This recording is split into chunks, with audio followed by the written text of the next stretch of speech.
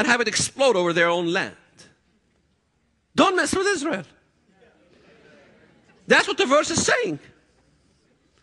His arrows will go forth like lightning. The Lord God will blow the trumpet and go with whirlwinds from the where? South.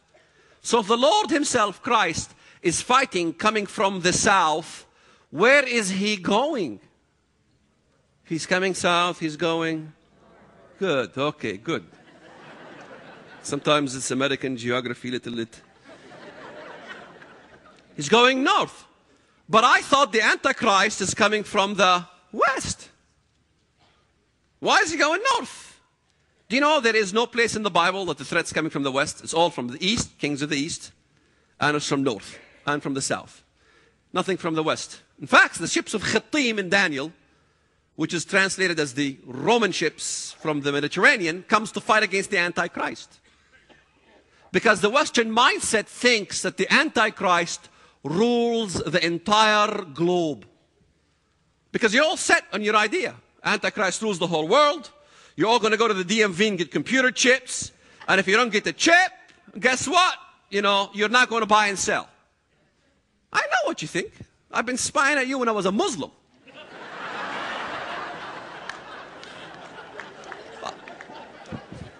I'm serious. That's why I walked in Chuck Smith's church. And the problem in America that you spy at these guys and end up infecting you.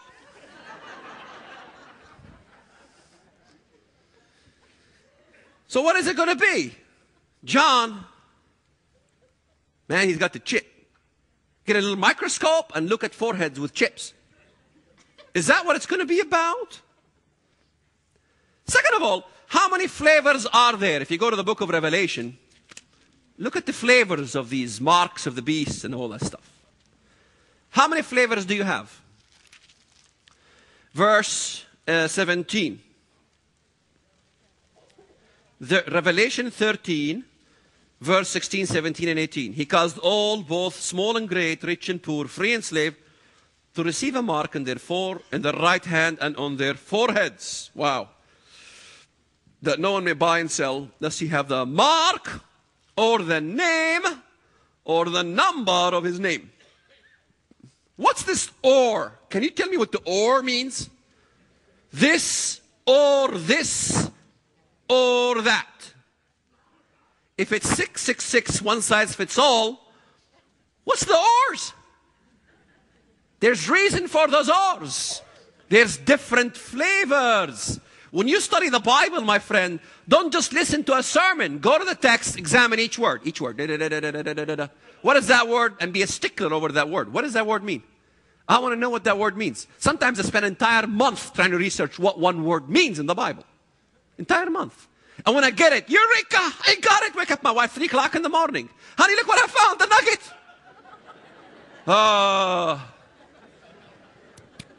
I drive her crazy over researching the Bible. The mark or the name or the number. I don't want to go over through the detail, but I must look at one part, the name of the beast. Remember what I talked about a name, because most people think, name of the beast. Let's see. What's the elections going on? You got Barack Obama. You got Hillary Clinton. Barack Obama. Yeah, that's it. Let's add it up. 6. It adds up to 666. I found it. And you have all these articles all over the internet. You want garbage Bible prophecy? Go to the internet. It's filled with it. Just put 666 and enjoy the garbage. I mean, Hillary Clinton is going to be the beast? You've calculated Henry Kissinger, it doesn't add up. You calculated 25 nations from the EU, you know, because it was more than 10. The 10th nation joined us, Greece. The EU is the Antichrist, and when Greece joined the 10th nation, that's it, you got the composite. You know, even great pastors, I don't want to mention names, I get in a lot of trouble. That's it, that's it. It's coming, it's this date and that date and all these things. 25 some nations joined the EU. Now, guess what? It doesn't fit. So what is it? It's the G8. The G8. Oh, The Roman Empire. Oh, okay, let's see. The harlot is not Rome? It doesn't sound like Rome, man. The Pope, after all, they're burning his effigy all over the place. The guy kind of like is not, you know, the Catholic Church is losing a lot of money. It can't be fitting. Well, let's see. It's a combination burrito. The Muslims with the Catholics. These days, there isn't a single Western prophecy scholar, not one, that says Islam is not involved. They all say it. All of them. I watch Hal Lindsey. I love Hal Lindsey's show. Do you watch his stuff on TV? It's good. He shows a lot of good stuff. He's one of the few that are showing what's happening in the Muslim world. Even Hal gets it. Brother Hal, he gets it. Somehow Islam's involved, but I just don't know exactly how the whole thing fits together. But it does. Where were we? Yeah, the name. The name is what? It's not a name, a literal name. A name, you have to think what the Bible means by name, just like the word mountain. A name. His name shall be called Wonderful Counselor, Mighty God, Everlasting Father, Prince of Peace. Are these names? No, these are titles. His name shall be called Emmanuel, which means God with us. Those are not names, those are titles. If you want to insist on your Western way of thinking, and you want to be so stickly about it, then it says his name shall be called Emmanuel. He must be from Mexico. And if you want to insist on your way of interpreting it, Jesus is not the Messiah. Hello? Come on. If Jesus is not the Messiah, what do? Go to the mirror. That's the mistake. Emmanuel, it's a title. It's a declaration of faith. That's what it's all about. It's a creed. The creed of Christ. That's what we're fighting over. That's what we're dying over. In the first services, I did an altar call for everybody to accept Islam.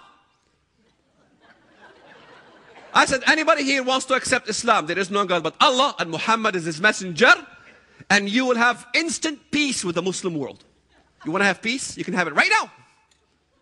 I offered that to the church. What a strange church. The pastor Jack Hibbs must have brainwashed the church so much to be anti-Islam and so Islamophobic that they want peace with Islam. Not one raised his hand. I'll prove it to you right now. Anybody who wants to accept Islam, say there is no God but Allah and Muhammad is his messenger, raise your hands. You see? Not one. Now here's the question I have. When the rubber meets the road, and they take one of you, and they chop their head in front of you, and you see their blood go down the stairs. We've seen that kind of stuff. You're not used to this. You buy your meat packaged in America. And you see this. And then I say, next. Anybody who wants to accept Islam, say there's no God but Allah and Muhammad is his messenger. You still don't raise your hand. I take your wife. What about you? Now how will you act? Right now, you're joking around. No, okay. Well, when push comes to shove, the question I have is, will you put your head on that chopping block? Anybody who says they put their head on the chopping block, raise your hand. Do you know what? I choose a different tactic.